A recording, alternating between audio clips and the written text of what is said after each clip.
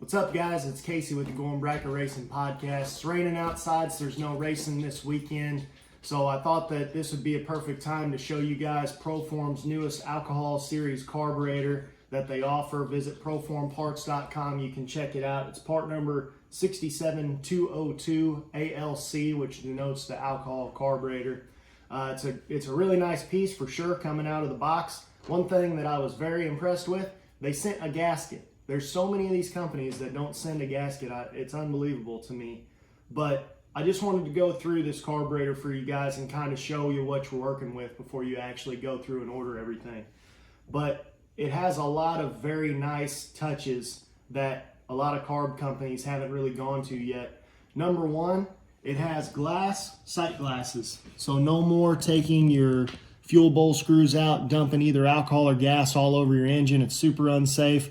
Honestly, was a terrible design. It functions, but it's a terribly unsafe design whenever you have a car running, which is where you're supposed to adjust your floats while it's running, which means you have hot exhaust.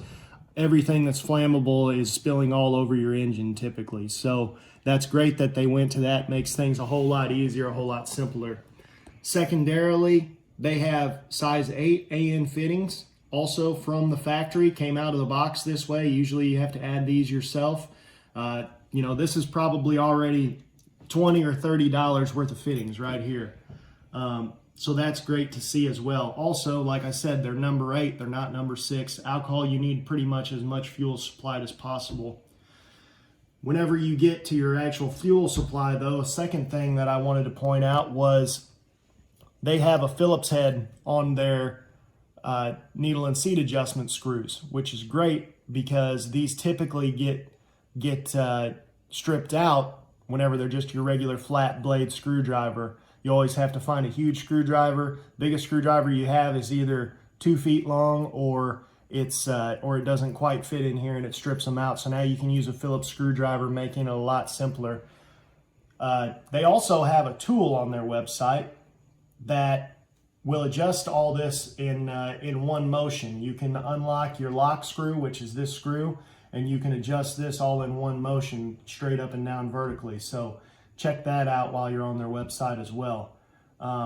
It does have down leg boosters, which provides a stronger signal. The way a Venturi effect works, the Bernoulli's principle, you pass air through here, it speeds up at the restriction, which then pulls fuel out of the booster. By this being down leg, it puts it further down in there, gives it a stronger signal. Again, alcohol, you have to run about twice as much alcohol as you do gas for the most part. So putting it down in there gives it a lot stronger signal, allows it to suck out of the bowl a lot more efficiently. Now, I wanted to show you guys, it does come with 50cc squirters already, 50cc accelerator pump diaphragms. So you'll get a lot more squirt off the starting line, making this pretty much something that you'd want to go to for your maybe a high-end 383, 406, small block, 434 for sure. It'd be great for that, 427s. You could run it up on something probably as big as a 496 big block. Again, this is 950 CFM. They do make a 1050 CFM as well. That is still a 4150 base plate, so you don't necessarily have to go to a Dominator right away, because we all know intakes are expensive. So I want to take this off for you guys. I may have actually flipped it all the way around. I have one of these sides loose already, so I could quickly get this off while I'm talking to everybody here. I do want to mention while I'm taking these off though, that this would be the back bowl. And your back bowl does come from the factory with jet extensions in it already. So that way, whenever you're leaving the starting line hard, you're leaving on the two-step, and you might be leaving at, 3,500, 4,000, sometimes 4,500 RPM, depending on what you're running. The fuel, whenever it runs the back of the carburetor, that jet extension places the jet further back in the bowl. So whenever the fuel runs away from it, from the G-force, it's still fully submerged in there. I thought that was really cool that it came from the factory with those in it. So getting into the inside of the fuel bowl real quick, it does come with 150 thousandths needle and seat, stainless steel of course. So you can feed a lot of that alcohol through there. Again, this is an alcohol-specific carburetor. They do make a gas-specific as well. Nitropile floats, so that's a great feature as well. They are notched already, so you could take this out if you need to put it in the back for whatever reason. You just buy one float, and it's the same one for each side. So that's great. The thing that I'm really impressed with more than anything, though, is their metering blocks. These are billet metering blocks. Just rolling away over here. You do have your power valve capped off already. There's really no need for that in your NA type combinations on alcohol. But for your emulsions, you have 4 emulsions in here. They all are threaded.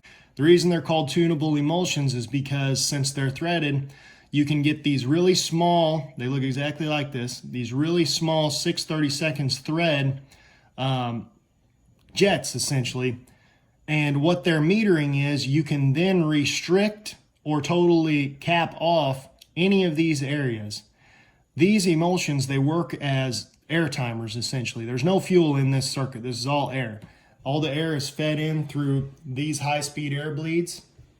Comes down through here, and then it finally pulls everything out the booster. Now what you can do is you utilize this to tune your air-fuel curve.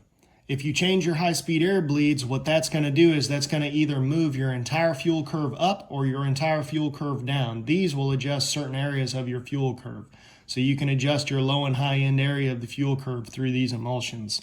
And your top 2 emulsions are going to be more sensitive to changes than your bottom 2. Your top 2 emulsions essentially are tuning your bottom end power, and your bottom 2 emulsions are tuning your top end power. The reason these are less sensitive down at the bottom is because at higher RPM, which is where you're tuning your top end power at, the carburetors naturally, because of the Venturi effect, the carburetor is naturally going to be pulling more fuel. So it doesn't really need to have the emulsification to help pull through the booster, because the vacuum is actually helping pull it up through the booster. So that being said, these metering blocks are something that realistically, this is the most important change that has come about in newer carburetors in recent times. So, other than that, basically, it's a great product here. I'm really interested to see how it performs. I'm going to get it all put together, try to put it on the Nova here, and maybe have it on there for the next race, and we'll be back to you with an update. But until then, definitely visit proformparts.com. Check out all the parts and products they have. You can buy anything that Proform sells from Jegs, Summit, any of your major retailers. But other than that, I appreciate you guys watching. Definitely go check out proformparts.com. Don't forget to like and subscribe to the Going Bracket Racing YouTube channel, Facebook page, podcast, wherever you get your podcasts, and we'll talk to you guys next time. Thanks.